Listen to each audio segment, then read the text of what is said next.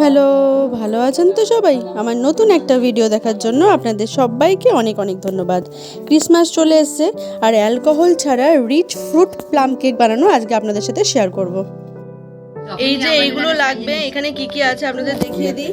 এখানে আছে গ্রিন টুটি ফ্রুটি, মোরব্বা বা পেঠা যেটাকে বলে, এখানে আছে চেরি, কাজু, রেড টুটি ফ্রুটি, আমন্ড, কিশমিশ।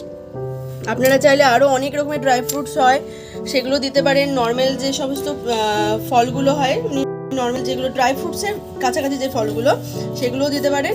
আর এখানে লাগছে লেবু, এরকম সাইজের যদি বড় লেবু হয় তাহলে লাগবে একটা, ছোট লেবু হলে দুটো। এই লেবুর রসটা আমি বার করে নিই। কাজুগুলো খুলে দিলাম, গোটা গোটা ছিল, ওগুলো হাফ হাফ করে নিলাম। আর চেরিগুলো কেটে নিলাম, মোরব্বা ছোটো ছোটো পিস পিস করে নিলাম। আর আমন্ডগুলো একদম কুচি কুচি করে নিলাম, খুব কুচি নয়, মোটামুটি কুচি, 3 টুকরো করে করলাম। এবার অরেঞ্জের মানে কমলা লেবুর রসটা বের করে নেবো। লেবুর রস বের করে নিয়েছি। এবার এর মধ্যে আমি একে একে এই সমস্ত ড্রাই ফ্রুটসগুলো দিয়ে দেবো এই লেবুর রসের মধ্যে।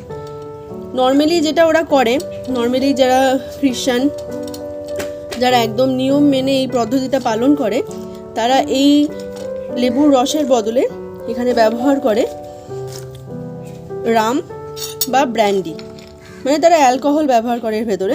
সেই অ্যালকোহলের মধ্যে এই সমস্ত ড্রাই ফ্রুটস তারা 1 মাস থেকে 3 মাস এই সময় পর্যন্ত ভিজিয়ে রাখে। মানে যখন ড্রাই ফ্রুটের শোক করে নেয় অ্যালকোহলটা, তারা আবার দেয় সে তার মধ্যে অ্যালকোহল, এভাবে ওরা ভিজিয়ে রাখে একটা এয়ারটাইট কন্টেনারে। কিন্তু এই যে লেবুর রসের মধ্যে কিন্তু অত ভেজানোর দরকার নেই। লেবুর রসের মধ্যে 1 থেকে 2 ঘন্টার মতো আমরা এটা ভিজিয়ে রাখবো। আমরা যেহেতু একদম অথেন্টিক যে রিচুয়ালসটা সেটা তো পালন করছি না, তাই আমরা এখানে কিন্তু লেবুর রসটা ব্যবহার করব।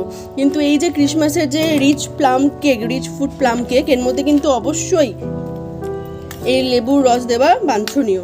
এর মধ্যে এবার যদি আপনারা বলেন যে হ্যাঁ আমরা ব্র্যান্ডি বা রাম ব্যবহার করব, তাহলে সেক্ষেত্রে কিন্তু মোটামুটি 1 মাস ভিজাতেই হবে, শোক করে রাখতে হবে। এটা ভালো করে মাখিয়ে দিই। এটা একদম সুন্দর করে আমি মিশিয়ে দিয়েছি লেবুর রসের সঙ্গে। এবার এটা ভেজানো থাকুক মোটামুটি 1 ঘন্টা। 1 ঘন্টা পরে আমি এটা আবার ঢাকনা দিয়ে সরাবো। এটা একটু ঢাকা দিয়ে রেখে দিচ্ছি। এবার এই যে ক্রিসমাসের সময় যে প্লাম কেকটা হয়, তার মধ্যে কিন্তু আমরা যে স্পাইসেসের গন্ধটা পাই না একটা, সেটা হচ্ছে দারচিনির ফ্লেভার থাকে, আর গোটা এলাচের ফ্লেভার থাকে, সবুজ যেটা এলাচ, ছোটো এলাচ। এবার এইটা এতটা দারচিনি লাগবে না, আমি মোটামুটি এই 1 টুকরো মিক্সির মধ্যে নিয়ে নিচ্ছি। আর নিচ্ছি এলাচগুলো একটু ফাটিয়ে নিচ্ছি, দাঁড়ান। এই যে এলাচ আর দারচিনি আমি এর মধ্যে রেখেছি। এবার এইটা তো শুধু বাটা যাবে না, তাই এর মধ্যে আমি কি করব, চিনিটাও একসাথে মিহি করে নেব। এখানে আমি যেরকম মিষ্টি খাবেন, আমি মোটামুটি এখানে 5 চামচ মতো চিনি মিহি করব। চলুন এবার এটা মিক্সিতে। এই যে আমার চিনি গুঁড়ো একদম রেডি হয়ে গেছে। এটার মধ্যে আমি ওই স্পাইসেসও দিয়ে দিয়েছি, একসাথে গুঁড়ো করে নিয়েছি। এটা এবার রাখা থাকুক।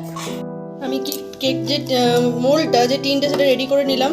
ওটার উপরে বাটার পেপার দিয়ে সেটাকে একটু তেল ব্রাশ করে নিলাম। একটা কেক আমি এই মোল্ডে বানাবো, আর একটা কেক আমি বানাবো এই ইয়েতে, যে অ্যালুমিনিয়ামের যে ফয়েলের যে বক্সগুলো হয় এটাতে ক্যারি করার জন্য। আর এটাতে বানাবো আমি একটা, এটাতে ফয়েল পেপারের ওপর, এটার ওপরে আমি বাটার পেপার লাগিয়ে অয়েল ব্রাশ করে দিয়েছি, আর এটাতে শুধুমাত্র আমি অয়েল ব্রাশ করেছি। এগুলো রাখা থাক। চলুন ব্যাটারটা এবার রেডি করে নিই। এবার ব্যাটারটা তৈরি করবো বলে আমি একটা বোল নিয়েছি। আমি এখানে 2টো কেক বানাবো, সো আমি 2টো কেকের মেজারমেন্ট বলছি। আপনারা একটা কেক বানালে এটারই অর্ধেক করবেন, ঠিক আছে? তো প্রথমেই যেটা নেব, আমি এখানে প্রথমে আমি নিয়ে নিচ্ছি তেল। দেখুন 2টো কেকের জন্য আমি এখানে 1 কাপ মতো তেল নিয়েছি। আপনারা যেরকম কেক বানাবেন সেই অনুযায়ী তেল দেবেন, ঠিক আছে? আমি এখানে 1 কাপ তেল দিচ্ছি 2টো কেকের জন্য। দিয়ে দেবো এবারে টক দই। তো এখানে আমি টক দই দিচ্ছি 2টো কেকের জন্য 3 টেবিল চামচ, মানে একটা কেকের জন্য 1.5 টেবিল চামচ দিলেই হবে। এরপর এর মধ্যে দিয়ে দিচ্ছি ওই যে চিনিটা এখানে আমি দেবো কাপের আন্দাজে। এখানে দেবো আমি 1/2 কাপ থেকে একটু বেশি চিনি। এই চিনির মধ্যে কিন্তু আপনারা জানেন কি দেওয়া আছে, চিনির মধ্যেই দেওয়া আছে দারচিনি, আর গোটা এলাচ। এখানে চাইলে আপনারা লবঙ্গও দিতে পারেন, আবার এটা অপশনাল, এটা যদি আপনারা কেউ অফ করতে চান অফ করতেও পারেন। তবে যে দোকানের সময় দোকানে যেই কেকগুলো কিনতে পাওয়া যায় না, এই প্লাম কেকগুলো, তার মধ্যেও কিন্তু এই ইয়েটা থাকে। এবার এটা আমি ফিটিয়ে নেবো, ভালো করে গুলে নেবো। দাঁড়ান, বিটার থাকলে বিটার দিয়ে, নাহলে কন্টিনিউয়াসলি কিন্তু এটাকে ভালো করে ফেটাতে হবে। এর মধ্যে এই যে গুঁড়োগুলো দেখছেন না রেড রেড কালার, এগুলো কি বলুন তো? ওই যে লবঙ্গ, দারচিনি, এলাচ আছে না, ওর যে দানাগুলো, সেগুলোর গুঁড়োগুলো। দেখতে কি সুন্দর লাগছে না? এটা কি দারুণ গন্ধ।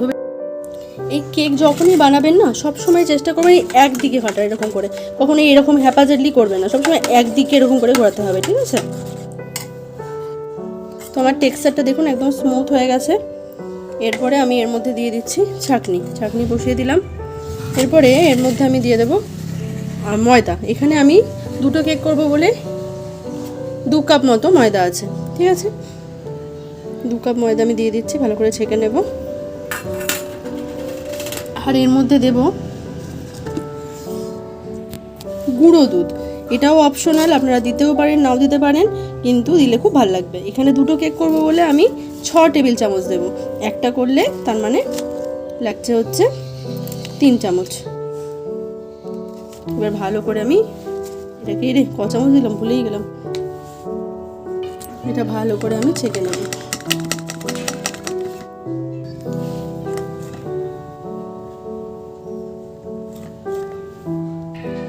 এই ছাঁকনি দিয়ে ছাঁকাটা কিন্তু খুবই দরকার। দেখুন একটুও যেন দানা দানা না থাকে, তার জন্য।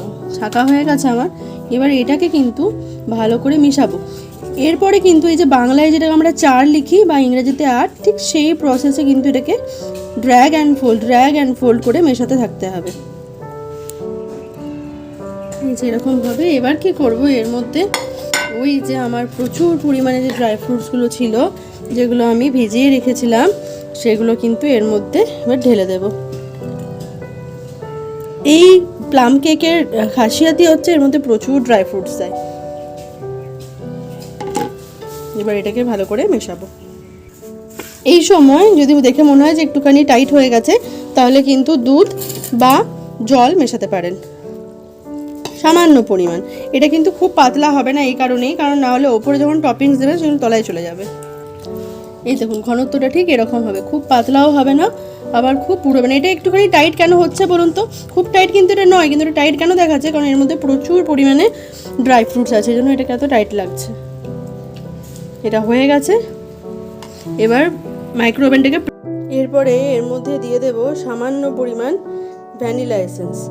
খুব অল্প পরিমাণ দেব এর মধ্যে, ব্যাস এইটুকু। যেহেতু এটা আমি ডিম ছাড়া বানাচ্ছি, তাই ভ্যানিলা এসেন্সটা খুব বেশি দেওয়ার প্রয়োজন নেই। এবার এটা ভালো করে মেখে নেব। বেকিং পাউডার বা বেকিং সোডা এখনও দিইনি, এটা পরে দেবো, কারণ ওটা দেওয়ার পরে সঙ্গেই বেক করতে দিতে হবে। আমি বেকিং পাউডার এনেছি কিনা, এই সঙ্গেই বেক করতে দিতে হবে। ততক্ষণে আমি মাইক্রোওভেনটাকে প্রিহিট করতে দিয়ে দিই। করার জন্য প্রথমে কনভেকশন মোড অন করব, তারপরে স্টার্ট অপশনটা 2বার। এই যে প্রিহিট হয়ে গেছে 180 ডিগ্রিতে। এটা প্রিহিট হয়ে গেলে তারপরে আমি ওটা কেকটা বসাবো। চলুন এবার এটাকে সরাই, দিয়ে এর মধ্যে বেকিং পাউডার আর বেকিং সোডাটা দেবো। আর ওদিকে আমাদের মাইক্রোওভেন প্রিহিট হচ্ছে। এই যে বেকিং পাউডার আর বেকিং সোডা এর ভেতরে ভরা আছে।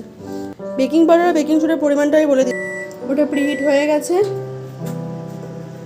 এখানে দেব বেকিং পাউডার থাকবে এখানে, এই যে এতটা পরিমাণ, 1 চামচের থেকে একটু কম। এটা 2টো কেকের জন্য কিন্তু, হ্যাঁ। আর বেকিং সোডা দেবো তারও অর্ধেক। এক হাতে বার করা খুব কঠিন, এতটা পরিমাণ। এবার এর মধ্যে দিয়ে দেবো সামান্য পরিমাণ নুন, খুব অল্প পরিমাণ একটু নুন দেব। আর এই বেকিং পাউডার আর সোডাটাকে অ্যাক্টিভেট করার জন্য দিয়ে দিচ্ছি একটু লেবুর রস। এটা অ্যাক্টিভেট হয়ে গেল। এবার এটা ভালো করে মিশিয়ে নিয়ে তৎক্ষণাৎ মোল্ডে দিতে হবে। পুরো ভর্তি করবো না, একটু ছেড়ে রেখে ড্যাব করে নিলাম। এবার এটাকে সাজিয়ে দেব, যাতে ওপর থেকেও দেখতে ভীষণ সুন্দর লাগে। এই যেভাবে সাজিয়ে দিলাম। যদি এটা খুব পাতলা হতো তাহলে সব কিন্তু নিচে চলে যেত। এরপরে এইখানে সবসময় এই লোড একটা ব্যবহার করবেন, হাইটা নয়। চলুন এবার এটা ভেতরে প্লেস করে দিই। এই যে দুটো কেক আমি বসিয়ে দিলাম এর মধ্যে। এরপরে আমি এটাকে অন করে দেবো। যেহেতু এটা খুব বেশি ড্রাই ফ্রুটস রয়েছে, তাই জন্য একটু টেম্পারেচারটা কমিয়ে একটু বেশিক্ষণ সময়ের জন্য দিতে হবে। এটা 150-এ দিয়ে আমি দিয়ে দেবো 40 মিনিটসের জন্য। স্টার্ট করে দিলাম। এই সময়টা একদম কাটতে চায় না বলুন, খুব অধৈর্য লাগে যে কখন এটা হবে আর কখন খুলে বার করে দেখবো যে আমার বানানো কেকটা কেমন হয়েছে।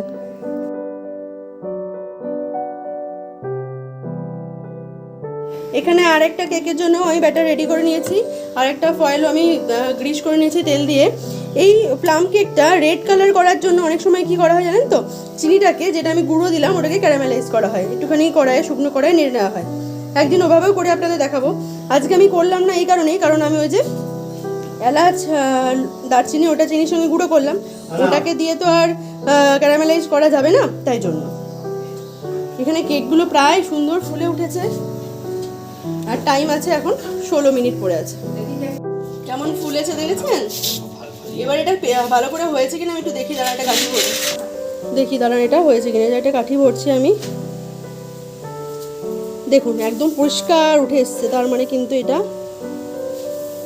ভেতর অবধি একদম রেডি হয়ে গেছে। কেক একদম ঠান্ডা হয়ে গেছে, এবার এটাকে ডিমোল্ড করে নিই। দাঁড়ান, ডিমোল্ড হয়ে গেছে। কেটে দেখাচ্ছি কতটা সফট হয়েছে, দেখুন।